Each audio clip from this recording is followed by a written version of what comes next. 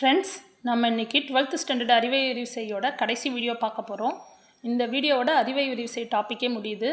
இது ஆல்ரெடி பார்க்குறவங்களுக்கு தெரியும், பார்க்காதவங்க புதுசாக பார்க்குறவங்களுக்கு இந்த அறிவை விரிவுரை வந்து பார்த்திங்கன்னா 9th 10th 11th 12th எல்லா லெசன்ஸோட புக் பேக்கில் இருக்கும்.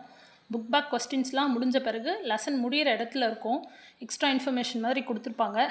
இதுலேருந்து கண்டிப்பாக டிஎன்பிஎஸ்சிக்கு 2 கொஸ்டின்ஸ் எக்ஸ்பெக்ட் பண்ணலாம். எஸ்ஜிடி டெட்டுக்கெலாம் 1 கொஸ்டின் எக்ஸ்பெக்ட் பண்ணலாம். ஸோ இதை ஆல்ரெடி பார்த்த ஃப்ரெண்ட்ஸ் ஒரு 15 to 20 மினிட்ஸ் ஸ்பெண்ட் பண்ணி ரீகால் பண்ணிக்கோங்க. பார்க்காதவங்க புதுசாக பார்க்குறவங்க நீங்கள் பழைய வீடியோஸ் போய் பாருங்கள் ஃப்ரெண்ட்ஸ். 9th 10th 11th ஃபுல்லாக முடிச்சிட்டோம். 12th இந்த வீடியோவோட முடியுது. 7 லெசன்ஸ் ஆல்ரெடி முடிச்சிருந்தோம். இது 8th லெசனு இதோட முடியுது. வாங்க வீடியோக்குள்ளே போகலாம். தமிழர் வளர்த்த அழகு கலைகள் மயிலை சீனி வேங்கடசாமி.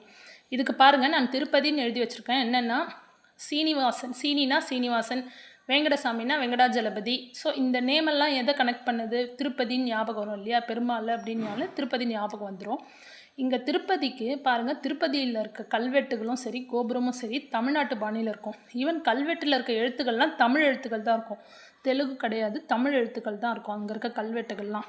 ஸோ தமிழர் வளர்த்த அழகு கலைகளில் அந்த திருப்பதி கோபுரம், திருப்பதியோட கல்வெட்டுகள்லாம் வரும். அந்த அழகு கலைகள்லாம் அந்த திருப்பதி கூட கனெக்ட் பண்ணுறதுனால இந்த நேம் கூட கனெக்ட் பண்ணிட்டேன். சீனிவாசன் வேங்கடசாமின்ற மாதிரி சீனி வேங்கடசாமி கூட கனெக்ட் பண்ணியிருக்கேன். அது போல் லிங்க் பண்ணிக்கோங்க ஃப்ரெண்ட்ஸ். அடுத்து மாறுபட்டு சிந்திக்கலாமா சிபி கே சாலமன். இதுக்கு பாருங்கள், இந்த சாலமன் பாப்பையா தெரியும் இல்லைங்களா? பட்டிமன்றத்துக்கெலாம் நடுவராக இருப்பார் இல்லையா? அவரை தான் எடுக்க போகிறோம் நம்ம இதில். எதுக்காகனா, நம்ம அந்த பட்டிமன்றம் பார்த்துக்கிட்டே இருப்போம். சரி, இவர் வந்து இந்த தீர்ப்பு தான் கொடுப்பாருன்னு நினச்சிக்கிட்டே இருப்போம். ஆனால் அவர் வேற ஒரு தீர்ப்பு கொடுப்பார். நம்ம நினைக்கிறதுக்கு பதில் அவர் மாறுபட்டு சிந்திச்சிருப்பார். மாறுபட்டு சிந்திக்கிறாரு யார்? சாலமன் பாப்பையா. ஸோ மாறுபட்டு சிந்திக்கலாமாக்கு வந்து சிபி கே சாலமன். அடுத்து எழுப்பெரு வள்ளல்கள் கீவா ஜெகநாதன். இது பாருங்கள் ஃப்ரெண்ட்ஸ், தமிழ் பழமொழிகள் நீங்களும் கவி பாடலாம். இது ரெண்டுத்துக்குமே ஆல்ரெடி கீவா ஜெகநாதன் தான் நம்ம எழுதி ஷார்ட்கட் போட்டிருப்போம். பார்க்காதவங்க 9th வீடியோவும் 12th வீடியோவும் போய் பார்த்துக்கோங்க ஃப்ரெண்ட்ஸ்.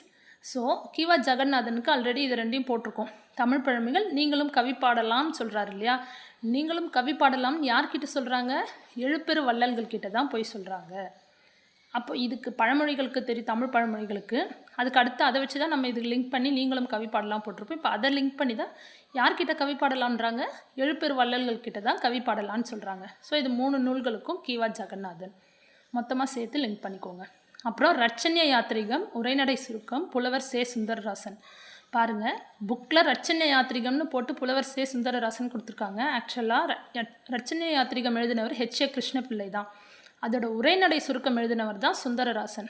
அது பாருங்கள், உரைநடை சுருக்கம், சுருக்கம்னா சின்ன சுருக்கமாக எழுதுறது. சுருக்கமாக யார் எழுதுவாங்க? சுந்தரராசன் தான் எழுதுவார். சுருக்கம் சுந்தர் அப்படி ஞாபகம் வச்சுக்கோங்க. இந்த சூன்ற எழுத்து ஞாபகம் வச்சுக்கோங்க. சுருக்கமாக சுந்தரராசன் தான் எழுதுவார். அப்படி லிங்க் பண்ணிக்கோங்க. ரட்சண்ய யாத்திரிகம்னு கேட்டால் ஹெச்ஏ கிருஷ்ணபிள்ளை தான் வரணும். இயேசு காவியம் கண்ணதாசன். இதில் பாருங்கள், இயேசுதாசன் எழுதியிருப்பேன். சிங்கர் இருக்கார் இல்லையா, இயேசுதாஸ், அது அவரை ஞாபகம் வச்சுக்கோங்க. அவர் ஆல்ரெடி ஒரு கிறிஸ்டியன் தான். ஸோ அதனால் இயேசு அப்படி ஞாபகம் வச்சுக்கலாம். அவர் நேமை மட்டும் ஞாபகம் வச்சுக்கிட்டா கூட போதும். இயேசு, இங்கே தாஸ் வந்து இந்த கண்ணதாசன் தாசன்லேருந்து எடுத்திருக்கேன். ஸோ இயேசுதாஸ் அதை ஞாபகம் வச்சுக்கிட்டு இயேசு காவியம் கண்ணதாசன் லிங்க் பண்ணிக்கலாம். கோபல்ல கிராமம் கி ராஜநாராயணன். இதுக்கு பாருங்கள், சிறுவர் நாடோடி கதைகளும் எழுதினவர் கி ராஜநாராயணன் தான். இதை ஃபஸ்ட் வீடியோவில் நம்ம ஷார்ட்கட் போட்டிருப்போம். அதுக்கு என்ன ஷார்ட்கட் கொடுத்தோன்னு பார்க்காதவங்க அந்த வீடியோ போய் பார்த்துக்கோங்க ஃப்ரெண்ட்ஸ். இப்போது அந்த நாடோடியா போகிறாரு இல்லையா? எங்கே போகிறாரு நாடோடியா? கிராமத்துக்கு தான் போகிறாரு. நாடோடியா கிராமத்துக்கு போகிறாருன்னு ஞாபகம் வச்சுக்கோங்க. அதில் என்ன சொல்லியிருப்போம்? நாராயணா நாராயணா சொல்கிறாருன்னு. நாராயணா கோபாலா எல்லாம் ஒன்று தானே. நாராயணா கோபாலான்னு சொல்லுவாங்க இல்லையா? ஸோ நாராயணா கோபாலா. நாடோடியா எங்கே போகிறாரு? கிராமத்துக்கு போகிறாரு. இப்படி லிங்க் பண்ணிக்கிட்டிங்கன்னா இந்த கி ராஜநாராயணன் வந்துடும். அடுத்து பால் வீதி அப்துல் ரகுமான். வீதியில் பால் கொட்டி கிடக்குதுன்னு வைங்களேன், அது வந்து மான் குடிக்கிறதுக்கு வரும். வீதியில் பால் கொட்டி கிடந்தால் மான் குடிக்கிறதுக்காக வரும். அப்படி ஞாபகம் வச்சுக்கோங்க. வீரபாண்டிய கட்டபொம்மன் அரு ராமநாதன். பாருங்கள், வீரபாண்டிய கட்டபொம்மன்னாலே நமக்கு ஜாக்சன் துறை ஞாபகம் வரும். அவர் ஜாக்சன் துறை ஆட்சி செய்த பகுதி எது? ராமநாதபுரம். அப்போது ராமநாதபுரத்துலேருந்து ராமநாதன் எடுத்துக்கலாம். ஸோ வீரபாண்டிய கட்டபொம்மன்னா ஜாக்சன், அவர் ஆட்சி செய்த பகுதி ராமநாதபுரம். அதுலேயே பேர்லேருந்து வந்துடுது ராமநாதன். அப்போ வீரபாண்டிய கட்டபொம்மன் அரு ராமநாதன். ஓகே ஃப்ரெண்ட்ஸ், இப்போ நம்ம வந்து அறிவை விரிவுரை டாபிக் கம்ப்ளீட்டாக முடிச்சிட்டோம். 9th 10th 11th 12th 4 lesson 4 கிளாஸஸ்மே ஃபுல்லாக முடிச்சிட்டோம். இது பார்த்த ஃப்ரெண்ட்ஸ் உங்களுக்கு எந்த அளவுக்கு யூஸ்ஃபுல்லாக இருக்குன்னு கொஞ்சம் கமெண்ட்டில் ஷேர் பண்ணுங்கள்.